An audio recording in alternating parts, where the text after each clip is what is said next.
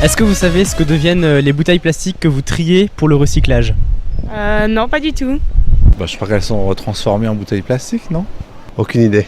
Non, je ne sais pas. Ce qu'elles deviennent, non, mais je pense que ça redevient des bouteilles plastiques ou soit des sacs plastiques. Avec ces bouteilles?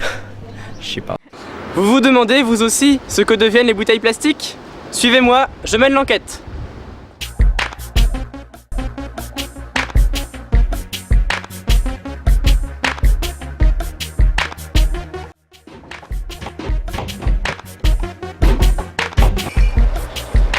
Tu vois, Augustin, les habitants déposent les bouteilles et flacons plastiques dans les bacs, les sacs ou les conteneurs pour la collecte sélective. Des camions spéciaux les emmènent dans un centre de tri.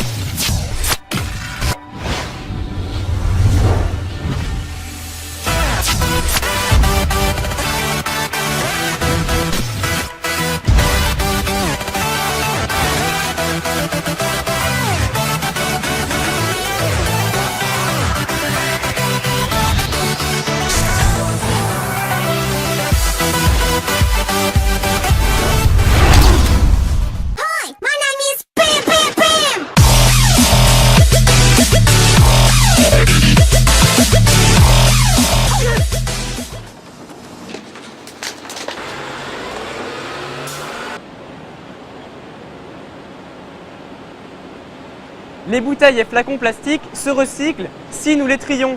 Allons voir dans le centre de tri comment on prépare ces bouteilles pour le recyclage.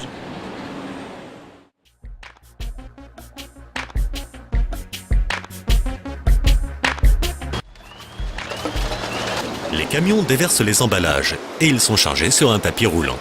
On les secoue pour enlever les petits déchets et on les sépare par catégorie. Papier carton, briques, journaux magazines, acier, aluminium, bouteilles et flacons plastiques. Tu vois, sur la table de tri, les trieurs séparent les bouteilles transparentes claires, les bouteilles foncées et les flacons opaques. Ils sont stockés dans des cases. On les compacte dans une presse en gros cubes pour pouvoir les transporter vers les usines de recyclage. Donc les bouteilles plastiques triées sont compactées en gros cubes pour faciliter le transport. Ici, derrière moi, nous avons des balles de bouteilles opaques, telles que le lait et la lessive, par exemple. Ici, nous avons des balles de bouteilles transparentes colorées. Et enfin, ici, il y a des balles de bouteilles transparentes incolores. Vous voyez, on est en train de charger dans ce camion des balles de bouteilles de plastique triées. Nous allons voir où ce camion les emporte.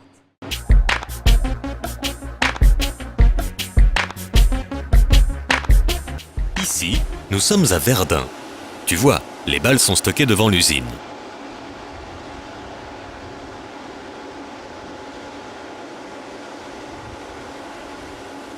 Un opérateur pose les balles sur le tapis, les bouteilles sont séparées les unes des autres, un opérateur surveille le flux.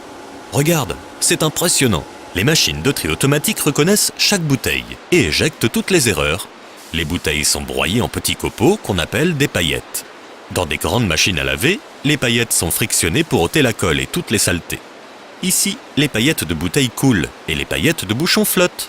C'est ainsi qu'on peut recycler les bouchons à part. Les paillettes de bouteilles sont essorées et séchées, prêtes pour le recyclage.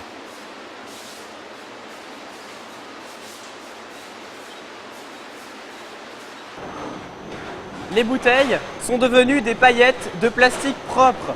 Allons voir qui va les utiliser.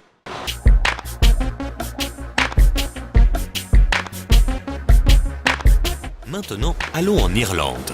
Ici, les paillettes remplacent aussi des matières plastiques issues du pétrole. Les paillettes sont fondues dans une machine. La pâte de plastique mou passe à travers de petits trous pour devenir des filaments très très fins. Ils sont étirés, frisés, trempés dans des bains, coupés et deviennent des fibres. Tu vois, on dirait du coton. Dans cette usine, à Colmar, les paillettes sont stockées dans ces silos et on les utilise pour fabriquer des nappes, mais pas pour les tables. Ces nappes sont posées sur les toitures plates des immeubles et enduites de goudron pour empêcher l'eau de pénétrer.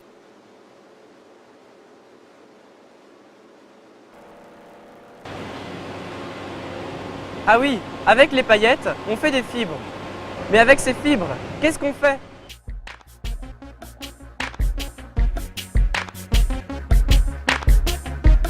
Allons dans cette usine en Normandie.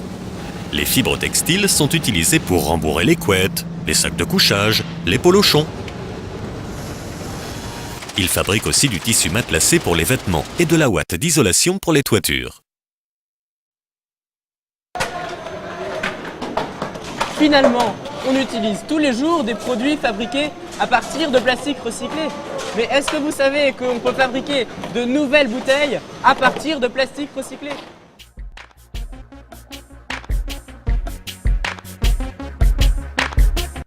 Mais oui, c'est maintenant possible. Près de Beaune, on fabrique aussi des paillettes avec les bouteilles transparentes.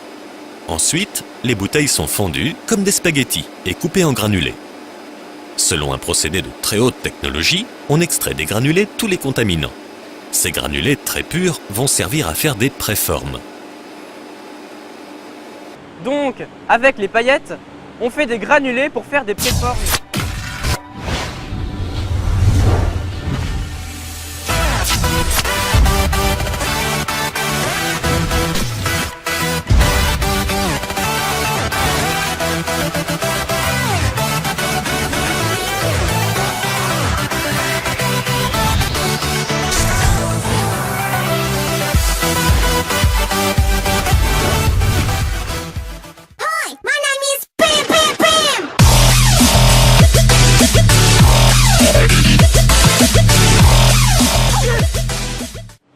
Mais une préforme, qu'est-ce que c'est?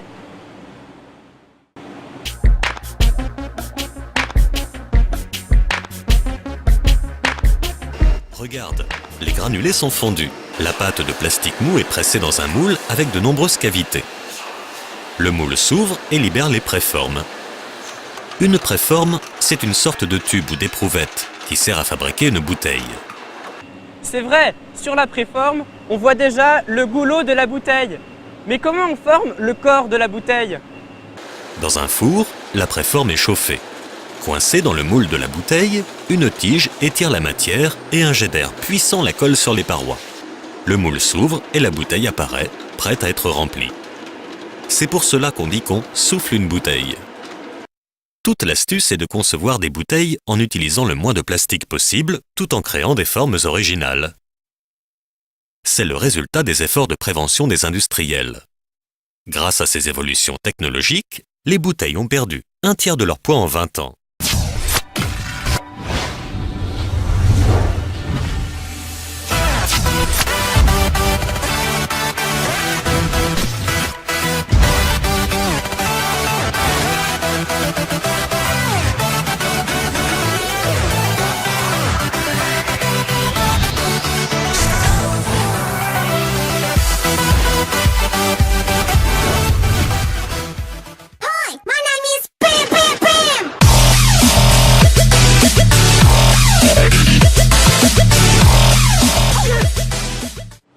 Mais une préforme, qu'est-ce que c'est?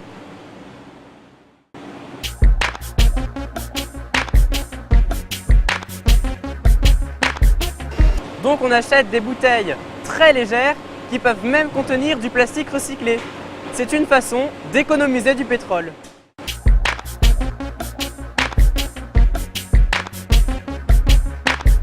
Avec les granulés de plastique recyclés, dans cette usine près d'Annecy, on fabrique des stylos. Après 2 années de recherche, les techniciens ont mis au point un stylo contenant 89% de plastique recyclé. On fait aussi des ustensiles de cuisine, des spatules et des louches. Il fallait y penser. Mais les bouteilles de lait et de lessive dans tout ça, qu'est-ce qu'on en fait?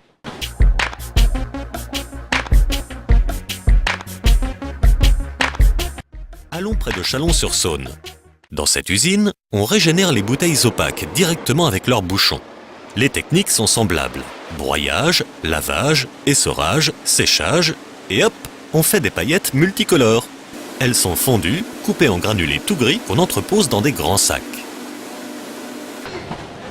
Avec les bouteilles opaques, on fait des granulés. Mais qui les utilise?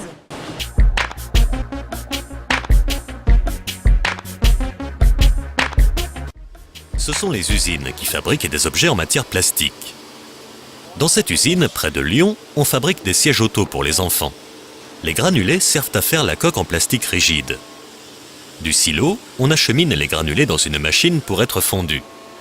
Tu vois le gros tube de plastique mou qui coule. Il est pincé dans le moule à la forme du siège. La canne injecte un jet d'air, le moule s'ouvre et le siège est formé. Ici, c'est génial. Un robot détourne très soigneusement toutes les découpes de plastique autour du siège. Et voilà un siège en plastique prêt pour l'habillage. Les sièges sont assemblés sur la chaîne de montage et emballés. Je comprends maintenant pourquoi on appelle cette matière plastique. On peut la transformer en un tas d'autres objets différents.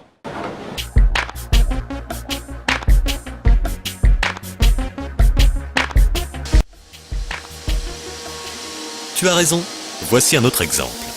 Dans cette usine, à Oyonnax, on fabrique des arrosoirs. Dans la machine, les granulés sont fondus. On coule le tube de plastique mou, hop, dans le moule, on souffle, le moule s'ouvre et l'arrosoir est formé. Les parties de plastique autour de l'arrosoir sont découpées et recyclées. Les arrosoirs sont emballés, stockés dans des caisses pour être livrés dans les magasins. C'est vrai qu'en reniflant bien, on retrouve même une petite odeur des flacons de lessive.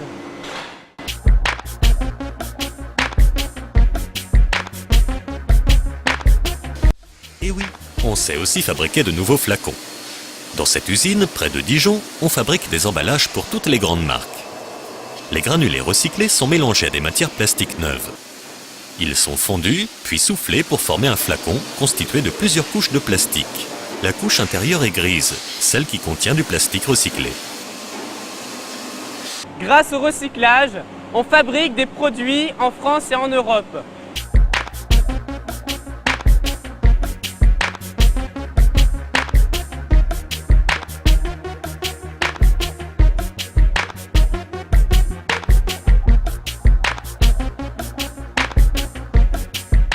On économise du pétrole et on crée des emplois. C'est un bel exemple de développement durable. Pour que cela continue, trions tous les bouteilles et flacons plastiques. Faisons vite, chaque geste compte. Vous avez probablement remarqué sur la plupart des emballages un sigle avec 2 flèches. C'est le point vert. Il signifie que le fabricant d'un produit contribue au financement de la valorisation de ses emballages.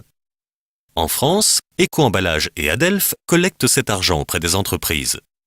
Elles le redistribuent aux communes qui mettent en place des programmes de collecte sélective. Valorplast est la filière qui organise le recyclage des bouteilles et flacons plastiques. Valorplast achète les bouteilles aux collectivités et les vend aux industriels français et européens du recyclage. C'est le résultat de l'engagement responsable de l'industrie des matières plastiques pour le recyclage.